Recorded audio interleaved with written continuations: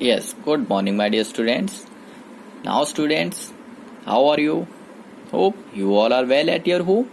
Now, students, this is your study time and this is your science class. Now, students, we have completed chapter number 7, all discussion, all notes, and with exercise. Now, turns goes to chapter number 8. Today, we have discussed the chapter number 8, that is surroundings affects the living. In this chapter, we will discuss on topic that is air, weather, climate and adaptation in animals living in different regions, polar regions, tropical rainforest region, dry desert region. Okay students, these topics we will learn about.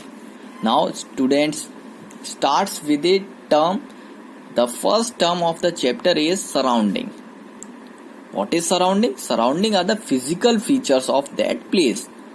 Physical features means, for example, soil, land, altitude, climate, etc. These are the physical features of surroundings. And in between the terms, there are another terms going, that is environment. Environment means that is our biotic components. Students, ध्यान से समझना, biotic components and abiotic components क्या होते हैं. Biotic components all are living components such as plants, animals, insects. But abiotic components are that which had not life, such as soil, rocks, mountains, river, etc. Common thing is that both are naturally. Okay students, both are naturally occurring. Now students, discuss on that. We know that our earth surface of land covers 1/4 and water covers 3/4 of whole. Now students, for that we have going ahead the first topic, that is air के बारे में समझते हैं. Now students, air is a mixture of gases. ये mixture है gases का. इसमें कई सारी गैसेस मिली हैं. सबसे ज्यादा की मात्रा की जाए, कौन सी गैस सबसे ज्यादा है, तो सबसे ज्यादा नाइट्रोजन, देन ऑक्सीजन, फिर कंपोनेंट्स कम होते हैं, that is addition carbon dioxide, water vapour, some minor gases, ये भी होंगे. एयर इंक्लूड्स वाटर वेपर्स भी इनमें होंगे. वाटर वेपर्स कैसे होंगे? वाटर वेपर्स जो मॉइस्चर फॉर्म में है टेम्परेचर में, वो प्रेजेंट होंगे और उस मॉइस्चर को क्या कहेंगे? That is called humidity. अगर ह्यूमिडिटी 40% है हमारे एयर में, तो इसका मतलब 40% मॉइस्चर है. मॉइस्चर, देन ह्यूमिडिटी ऑफ 90% और above means air is saturated. Water vapour and it may be rain and any time, बारिश होगी. अब बात कर लेते हैं रेन. तो रेन फॉल मेजर करेंगे किससे? रेन गॉज से. The instrument rain gauge that measures how much rainfall is going on. It is recorded in unit millimeter. Now students, जो अर्थ है उसमें एयर है, सब तरफ से घिरी हुई है. एयर में इतना जो है इनफ कैपेसिटी है कि वो अलाउ करेगा लाइट को, सनलाइट को जो सन से आ रही है, वो उस हीट को ट्रैप करता है एंड रिटेन, जिसकी वजह से ट्रैप कर लेगा और हमारी अर्थ का टेम्परेचर वो मेंटेन रहेगा.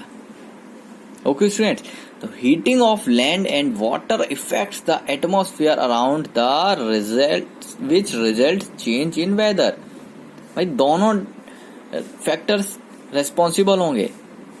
Heat of land and water that affect the atmosphere. Okay students, now next term is weather. Weather क्या? वेदर दैट इज मौसम. ये डे टू डे चेंज होगा, हर पल बदल सकता है। इसके पीछे कई सारे फैक्टर्स हैं जिसके बारे में हम लोग डिस्कस करते हैं। First of all, time of the day. Time of the day means in morning हमने देखा हमें मॉर्निंग में थोड़ा ठंडक रहती है, बट दिन में होते होते क्या होता है, गर्म हो जाता है, शाम आते फिर ठंडा हो जाता है। तो वो time of the day depend करेगा कि which time you have recorded it. Sunshine, sunshine means sunshine अगर तेज है कम है उसकी अकॉर्डिंगली, अभी सनशाइन तेज नहीं है धीरे है तो हमें थोड़ा सा ठंडक महसूस होगी, ज्यादा है तो हमें गर्म महसूस होगी। टेम्परेचर पे डिपेंड करेगा, फिर टेम्परेचर कम है या ज्यादा है उस दिन का, उसके ऊपर डिपेंड करे। Air pressure, pressure of the air also depends on that. Another is speed and direction of wind. Speed and direction यानी हवाएं कैसी चल रही हैं, कम चल रही, ज्यादा चल रही। हवा ज्यादा चलती तो हमको ठंडक ज्यादा लगती है। Humidity, then clouds and the rain. These are the factors, all are responsible for changing the weather. Weather को रिकॉर्ड कैसे करेंगे भाई? वेदर को रिकॉर्ड भी करना है। वेदर को, अब आपने एक टर्म देखा होगा, मोस्टली न्यूज में आता है, वेदर फॉरकास्ट। हम लोग मेनली कभी भी किसी टूर पे जाते हैं या फिर हम कहीं पे अगले दिन का प्रोग्राम बनाते हैं तो हम first of all we see the weather forecast. Weather forecast क्या है? यानी वेदर का पहले से ही समझ लेना कि कल या फिर आगे के दिनों में कैसा रहने वाला है, that is weather forecast. Weather forecast ये आपने पहले से ही समझ लिया। वेदर फॉरकास्ट करेगा कौन? It was prepared by metrologist. Metrologist जो स्टडी करते हैं इसके बारे में वो प्रिपेयर करेंगे इसको, वो ऑब्जर्व करेंगे। ऑब्जर्व कैसे होगा? यही जो पीछे फैक्टर्स हमने समझे हैं, इन्हीं फैक्टर्स के बेसिस में लास्ट फ्यू डेज उसके जो सारा ऑब्जर्वेशन होगा, देन वो आगे का वेदर फॉरकास्ट करेंगे कि कल का मौसम या आने वाले दिन का मौसम कैसा रह सकता है। ओके स्टूडेंट्स, नाउ ये डिपेंड ऑन करेगा सनराइज एंड सनसेट पे।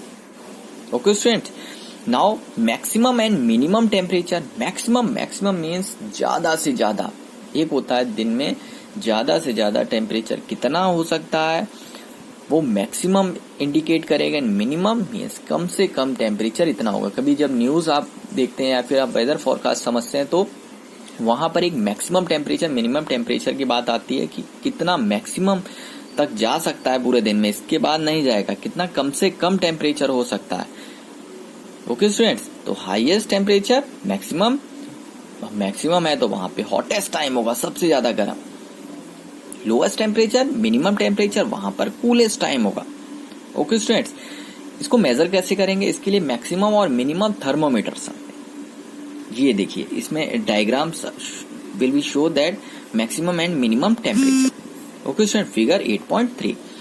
देन ह्यूमिडिटी, दिन में कैसी ह्यूमिडिटी होगी उसको मेजर करने के लिए instrument that is called hygrometer. Students, हमने मैक्सिमम मिनिमम टेम्परेचर को रिकॉर्ड कर लिया, इसी के बेसिस पे हम वेदर फॉरकास्टिंग कर लेंगे, वेदर डाटा कलेक्ट कर लेंगे।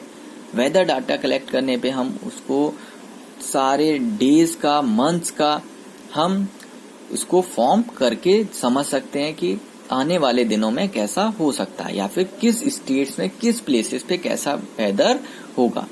Okay students, now students go through it, read twice at time, understand well. If there is any doubt, then ask to me. Okay students, have a nice day.